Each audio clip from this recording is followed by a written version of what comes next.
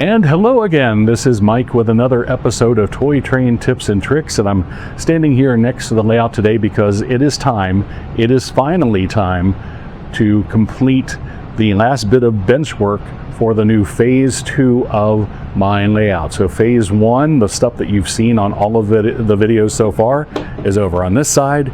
Phase 2 with the new staging yard and elevated lines is over on this side, and what we have to do with this project is we are going to close the gap. Now I could just put wood across and a table across just like normal, but my back is not what it was when I was in my 20s and ducking underneath this to get to the middle of the layout. That's just not going to happen. So for bridging the gap, we have a couple of options. We could do a lift up section, but I have a rather low basement ceiling to deal with, so that's not the best idea. I could do a hinged folding out section like a door, but I want to have a 3-foot aisleway, and with the double track, we're talking probably 12 to 18 inches by the time we add that to my aisleway. It's getting a little bit narrow, so that's not really a good option here either. So that leaves us with option number 3, a DropLeaf section, and that's what I'm going to do here. Now I had a DropLeaf on a previous layout. It worked very well, but I'm going to tweak the idea a little bit with this one.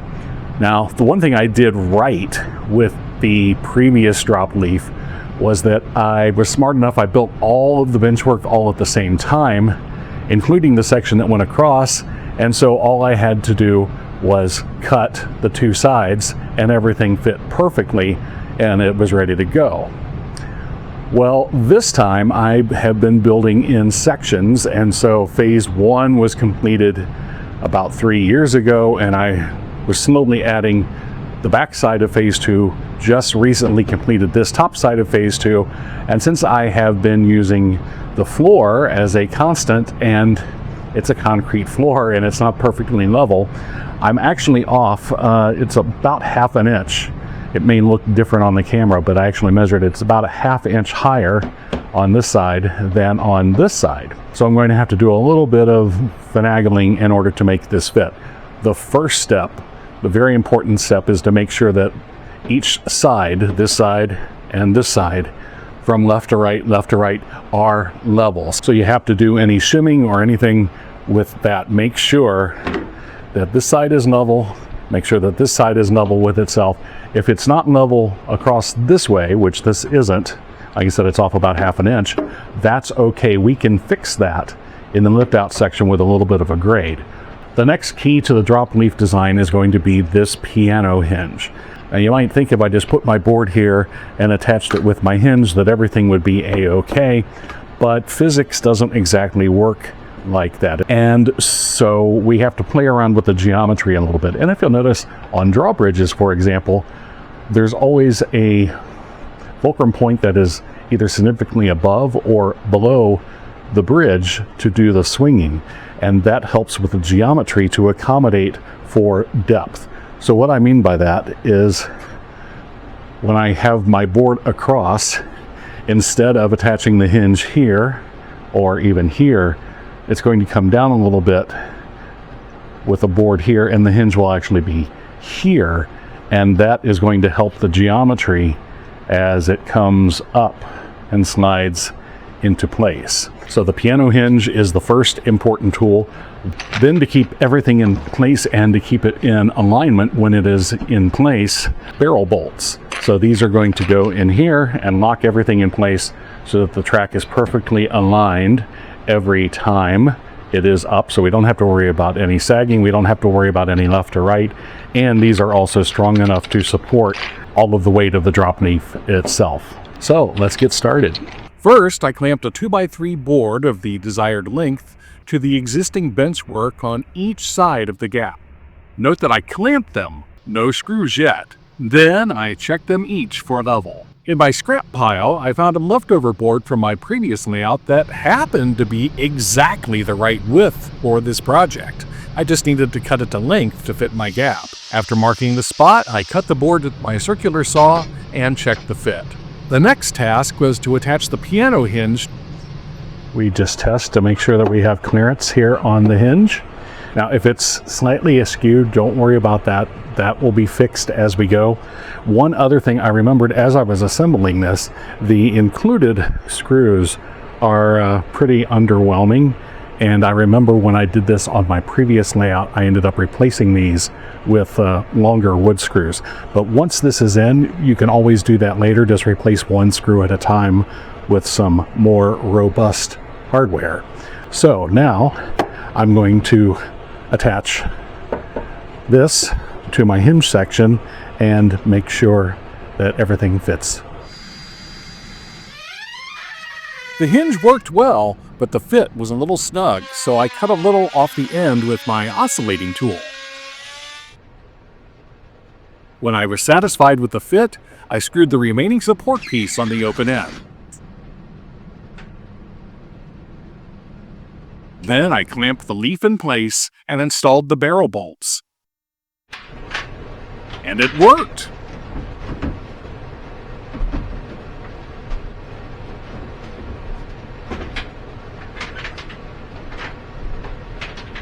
Next, I added a coat of Rust-Oleum Camouflage Deep Forest Green paint to the gate so that it would match the rest of the layout. And while the paint was drying, I made a few modifications. One, I added an extra support underneath to keep the piece from sagging in the middle, and I also took that opportunity as a time to replace the little screws that came with the hinge with these nice 1-inch wood screws. Now, after the paint has dried and these changes, we're ready to lay some track. I'd like to pause a moment and ask that if you're enjoying the video so far, please like it, share it, and subscribe to the channel so that YouTube knows that you like this type of content. And you may even consider supporting the channel financially through a membership. Membership have access to exclusive video content, early access to videos when available, plus extra messages, photos, shout outs, and more. Thank you to members for helping to keep the trains running and the videos rolling. And regardless of whether you're a member, a subscriber, or just a regular viewer, thank you for your support. Now, back to the video. I just had a little camera malfunction here, so to recap, I just used a shim to counterbalance any slight differences in the height here that were caused by my barrel bolts on the other side. And I started off easy, making sure that I had a gap right here where the gap is going to be. Screwed in this section good and tight, screwed in this section good and tight, and then continuing across, I know I'm going to have some custom cuts, and here is one. As you see here, I'm going to have a custom fit section here and here, so let's work on that. I got lucky and in my scrap box found a straight section that had been custom cut for a previous layout, and it fit perfectly to offset the pieces in relationship to the gap. I also salvaged an extra metal tie and insulator from the scrap box. I inserted this extra tie near the gap to help support the rails. By the way, many of my track sections appear to be rusty.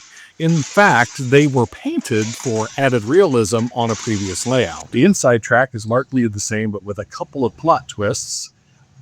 One, while I was laying everything out, I realized by moving where I had originally planned to put this turnout, it actually makes the entrance and exit to the yard that much easier.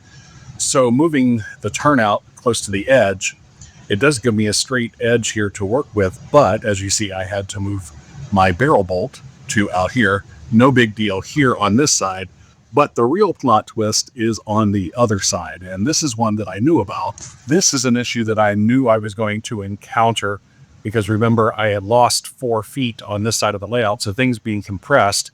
In order to align with the existing phase 1 main, I have to put the curve right here where my joint is for my drop section.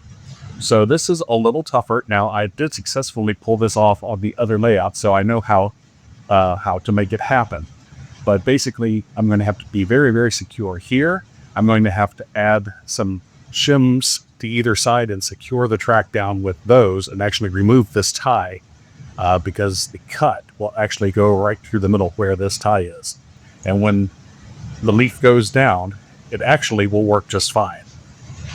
So to remove the metal ties, just take a flat screwdriver and drive it on the back side between the tie and the rail. Usually, this one's being difficult, you can usually force those pins, there we go, apart. After shimming the rails, I secured the rails down on either side of the gap Like with so. Gorilla Clear Grip contact adhesive. The product is about the same consistency as silicone caulk.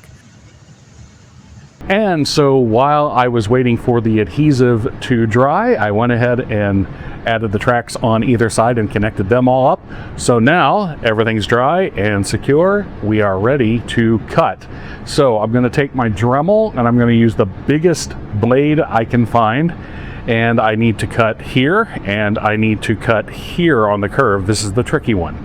Now I like to, in this situation, instead of cutting vertically, I like to cut it at an angle. As the lift comes up, the bottom rail will slide underneath the top rail, and the rolling stock just seems to prefer rolling through the joints that way.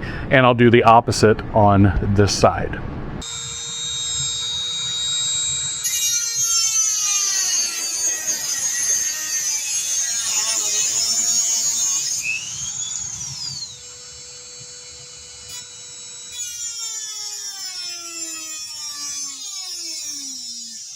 And so, after a bit of shimming and filing down of my cut, it doesn't look great, but it does work.